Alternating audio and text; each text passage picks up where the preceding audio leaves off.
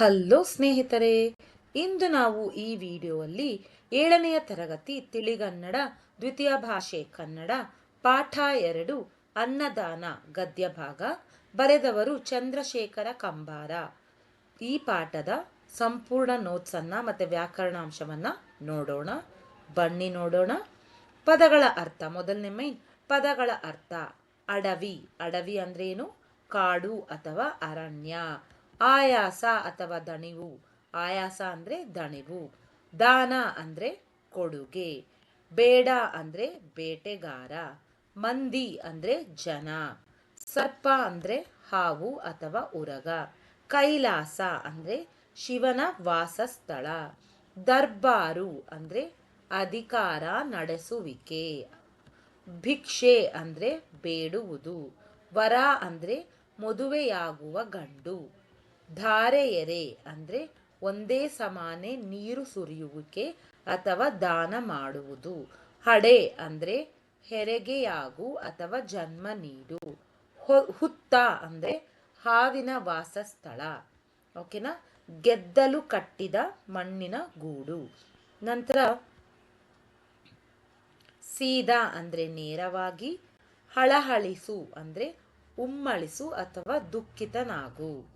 Next ಪ್ರಶ್ನೋತ್ತರ. ಈ ಕೆಳಗಿನ ಪ್ರಶ್ನೆಗಳಿಗೆ ಒಂದು ವಾಕ್ಯದಲ್ಲಿ ಉತ್ತರಿಸಿ.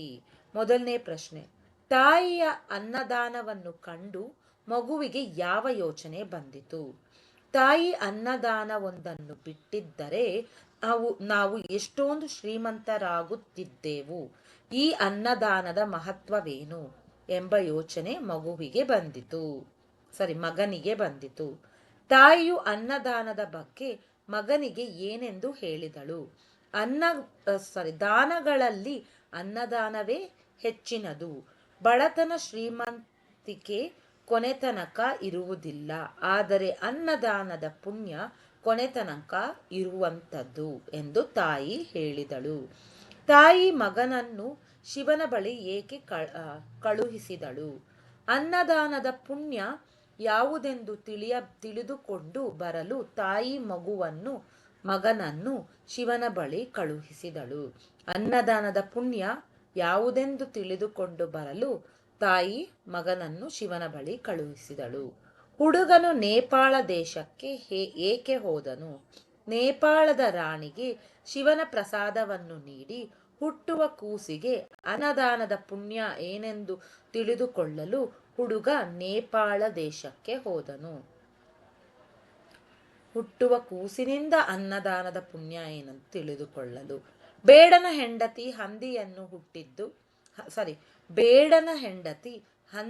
ಹುಟ್ಟಿದ್ದು ಏಕೆ?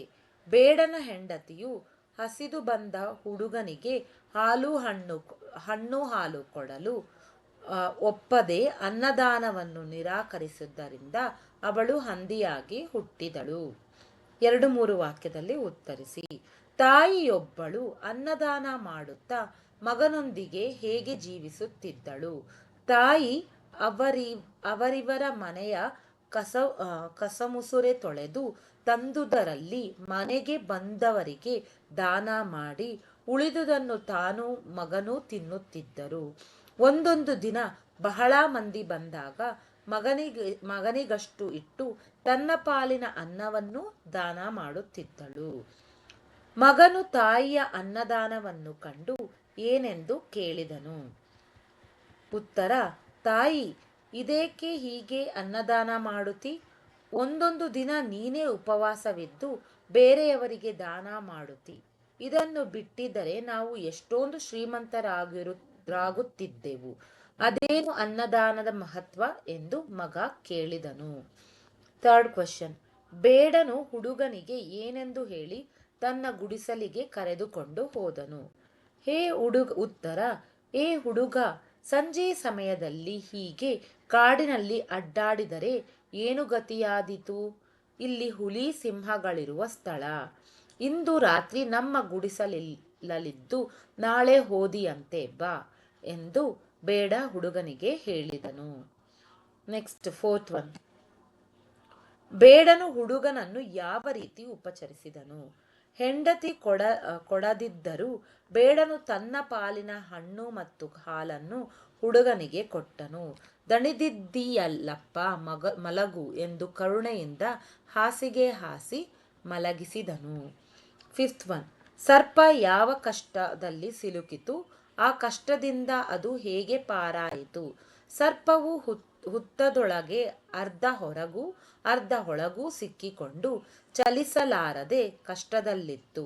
ಶಿವನ ಮಾತಿನಂತೆ ತನ್ನ ನೆತ್ತಿಯ ಮೇಲಿದ್ದ ರತ್ನವನ್ನು ಯೋಗ್ಯನಾದ ಹುಡುಗನಿಗೆ ದಾನ ಮಾಡಿದ ತಕ್ಷಣವೇ ಅದಕ್ಕೆ ಸರಿಯಾದುಟ್ಟುವ ಶಕ್ತಿ ಬಂದು ಪಾರಾಯಿತು. ಸಿಕ್ಸ್ತ್ ಒನ್, ಶಿವನು ಹುಡುಗನಿಗೆ ಏನೆಂದು ಹೇಳಿ ಕಳುಹಿಸಿದನು? ಶಿವನು ನೇಪಾಳ ದೇಶದ ರಾಜನ ಗರ್ಭವತಿ ಹೆಂಡತಿಗೆ ಪ್ರಸಾದ ನೀಡಲು ಹುಟ್ಟುವ ಕೂಸು ಅನ್ನದಾನದ ಪುಣ್ಯ ಏನೆಂದು ತಿಳಿಸುವುದೆಂದು ಹೇಳಿದನು. ಜೊತೆಗೆ ರಾಜ ಕುಂಟ ಮತ್ತು ಸರ್ಪದ ಕಷ್ಟಗಳಿಂದ ಪರಿಹಾರಗಳನ್ನು ತಿಳಿಸಿ ಕಳುಹಿಸಿದನು. ಈ ಕೆಳಗಿನ ಪ್ರಶ್ನೆಗಳಿಗೆ 6-7 ವಾಕ್ಯಗಳಲ್ಲಿ ಉತ್ತರಿಸಿರಿ. ಬೇಡ ಮತ್ತು ಆತನ ಹೆಂಡತಿ ಹುಲಿಯ ಬಾಯಿಗೆ ಹೇಗೆ ತುತ್ತಾದರು? ಉತ್ತರ, ರಾತ್ರಿ ಹುಡುಗನಿಗೆ ಮಲಗಲು ಜಾಗ ಕೊಟ್ಟು ತನಗೆ ಸ್ಥಳವಿಲ್ಲದಿದ್ದರಿಂದ ಬೇಡನು ಬಾಗಿಲ ಹೊರಗೆ ಕಾಲು ಚಾಚಿ ಒಳಗೆ ತಲೆಯಿಟ್ಟು ಮಲಗಿದನು. ರಾತ್ರಿ ಬಂದ ಹುಲಿಯು ಹೊರಗರ್ಧ ಒಳಗರ್ಧ ಮಲಗಿದ್ದ ಬೇಡನನ್ನು ಕೊಂದು ತಿಂದು ಹಾಕಿತು. ನಂತರ ರಕ್ತದ ರುಚಿ ಹತ್ತಿ ಒಳಗೆ ಹೋಗಿ ಅವನ ಹೆಂಡತಿಯನ್ನೂ ತಿಂದು ಹಾಕಿತು. ಹೀಗೆ ಅವರಿಬ್ಬರು ಹುಲಿಯ ಬಾಯಿಗೆ ತುತ್ತಾದರು. ನೆಕ್ಸ್ಟ್ ಒನ್, ಹುಡುಗನು ಶಿವನ ಬಳಿ ಕೇಳಿದ ಪ್ರಶ್ನೆಗಳು ಯಾವುವು? ಅದಕ್ಕೆ ಶಿವನು ನೀಡಿದ ಉತ್ತರಗಳೇನು? ಪ್ರಶ್ನೆ 1, ಅನ್ನದಾನದ ಪುಣ್ಯ ಯಾವುದು? ಉತ್ತರ, ನೇಪಾಳದ ರಾಣಿಗೆ ಪ್ರಸಾದ ಕೊಟ್ಟಾಗ ಹುಟ್ಟುವ ಕೂಸು ಇದನ್ನು ತಿಳಿಸುತ್ತದೆ. ಪ್ರಶ್ನೆ 2, ಕೋಟಿ ಹಣ ಖರ್ಚು ಮಾಡಿ ಕಟ್ಟಿಸಿದ ರಾಜನ ಕೆರೆಯಲ್ಲಿ ನೀರು ಏಕೆ ಇಲ್ಲ? ಉತ್ತರ, ರಾಜನ ಮಗಳನ್ನು ಯೋಗ್ಯ ವರನಿಗೆ ಕೊಟ್ಟು ಮದುವೆ ಮಾಡಿದರೆ ಕೆರೆಯಲ್ಲಿ ನೀರು ತುಂಬುತ್ತದೆ. ಪ್ರಶ್ನೆ 3, ಕುಂಟನ ಕಾಲು ಏಕೆ ಹೋಗಿದೆ? ತನಗೆ ತಿಳಿದ ವಿದ್ಯೆಯನ್ನು ಯೋಗ್ಯನಿಗೆ ದಾನ ಮಾಡಿದರೆ ಕಾಲು ಬರುತ್ತದೆ. ಸರ್ಪ ಹುತ್ತಿನಲ್ಲಿ ಸಿಕ್ಕಿಕೊಳ್ಳಲು ಕಾರಣವೇನು? ತನ್ನ ನೆತ್ತಿಯ ರತ್ನವನ್ನು ಯೋಗ್ಯನಿಗೆ ದಾನ ಮಾಡಿದರೆ ಅದು ಸರಿದಾಡಬಹುದು ಅಂತ ಹೇಳ್ತಾರೆ. ನೆಕ್ಸ್ಟ್ ಥರ್ಡ್ ಒನ್, ಮಗು ಹುಡುಗನಿಗೆ ಅನ್ನದಾನದ ಮಹತ್ವವನ್ನು ಹೇಗೆ ತಿಳಿಸಿಕೊಟ್ಟಿತು? ಹುಟ್ಟಿದ ಮಗು ದರ್ಬಾರಿನಲ್ಲಿ ನಕ್ಕು, ನೀನು ಕಾಡಿನಲ್ಲಿ ದಾರಿ ತಪ್ಪಿದಾಗ ನಿನ್ನನ್ನು ಗುಡಿಸಲಿಗೆ ಕರೆದೊಯ್ದು ಹಣ್ಣು ಹಂಪಲು ಕೊಟ್ಟ ಬೇಡನೇ ನಾನು. ಅನ್ನದಾನ ಮಾಡಿದ್ದಕ್ಕೆ ನಾನು ಇಂದು ರಾಜಕುಮಾರನಾಗಿ ಹುಟ್ಟಿದ್ದೇನೆ. ನನ್ನ ಹೆಂಡತಿ ಅನ್ನದಾನ ಮಾಡಲು ಒಪ್ಪದಿರುವುದರಿಂದ ಈ ಊರಿನಲ್ಲಿ ಹಂದಿಯಾಗಿ ಹುಟ್ಟಿದ್ದಾಳೆ ಎಂದು ಹೇಳುವ ಮೂಲಕ ಅನ್ನದಾನದ ಮಹತ್ವವನ್ನು ತಿಳಿಸಿಕೊಟ್ಟಿತು. ನೆಕ್ಸ್ಟ್ ಒನ್,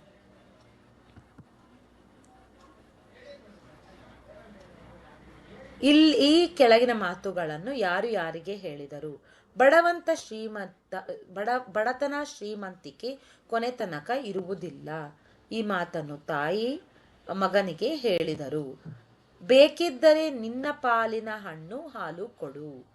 ಬೇಡನ ಹೆಂಡತಿ ಬೇಡನಿಗೆ ಹೇಳಿದಳು. ನಿನಗಿಂತ ಯೋಗ್ಯ ವರ ಇನ್ನಾರಿದ್ದಾರೆ ಬಾ, ರಾಜ ಹುಡುಗನಿಗೆ ಹೇಳಿದನು. ನೆಕ್ಸ್ಟ್ ಭಾಷಾಭ್ಯಾಸ. ಈ ಕೆಳಗಿನ ಪದಗಳನ್ನು ಬಿಡಿಸಿ ಬರೆಯಿರಿ. ಅಲ್ಲಿಗೊಬ್ಬ, ಅಲ್ಲಿಗೆ ಪ್ಲಸ್ ಒಬ್ಬ. ಆಗಲೆಂದು, ಆಗಲಿ ಪ್ಲಸ್ ಎಂದು. ಸರ್ಪವಿತ್ತು, ಸರ್ಪ ಪ್ಲಸ್ ಇತ್ತು. ಕೆರೆಯಲ್ಲಿ, ಕೆರೆ ಪ್ಲಸ್ ಅಲ್ಲಿ ಬರಬೇಕು, ಎಲ್ಲಿ ಅಲ್ಲ, ಅದು ಅಲ್ಲಿ, ಆ ಬರಬೇಕು. ಓಕೆನಾ? ಆ ಕೆರೆ ಪ್ಲಸ್ ಅಲ್ಲಿ. ನೆಕ್ಸ್ಟ್ ಒನ್, ಈ ಕೆಳಗಿನ ಪ್ರಶ್ನೆಗಳಿಗೆ ವಿರುದ್ಧಾರ್ಥಕ ಪದವನ್ನು ಬರೆಯಿರಿ. ಶ್ರೀಮಂತ, ಬಡವ. ಬೆಳಕು, ಕತ್ತಲು. ಕರುಣೆ, ನಿಷ್ಕರುಣೆ ಅಥವಾ ಕ್ರೂರತೆ. ಅನ್ಯಾಯ, ನ್ಯಾಯ. ಹೊರಗೆ, ಒಳಗೆ, ಯೋಗ್ಯ ಅಯೋಗ್ಯ, ವಿದ್ಯೆ ಅವಿದ್ಯೆ, ಸುಖ ದುಃಖ. ನೆಕ್ಸ್ಟ್ ಒನ್, ಸ್ವಂತ ವಾಕ್ಯವನ್ನು ಬಳಸಿ ಬರೆಯಿರಿ.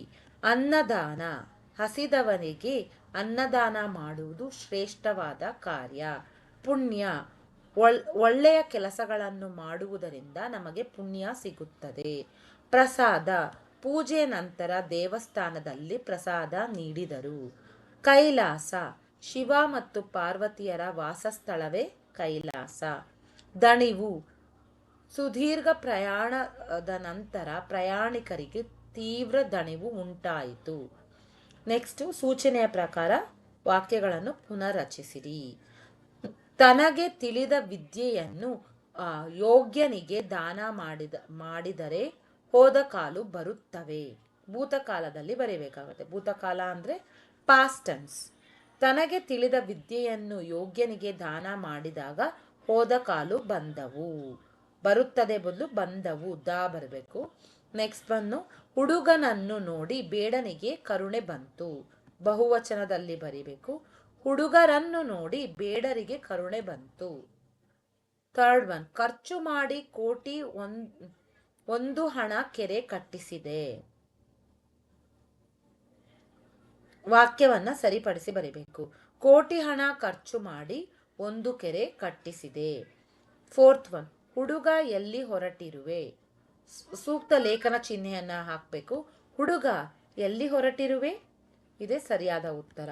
ಈ ವಿಡಿಯೋ ನಿಮಗೆ ಇಷ್ಟವಾದಲ್ಲಿ ನಮ್ಮ ಚಾನೆಲ್ನ ಲೈಕ್ ಮಾಡಿ, ಶೇರ್ ಮಾಡಿ ಮತ್ತು ಸಬ್ಸ್ಕ್ರೈಬ್ ಮಾಡಿ. ಧನ್ಯವಾದಗಳು.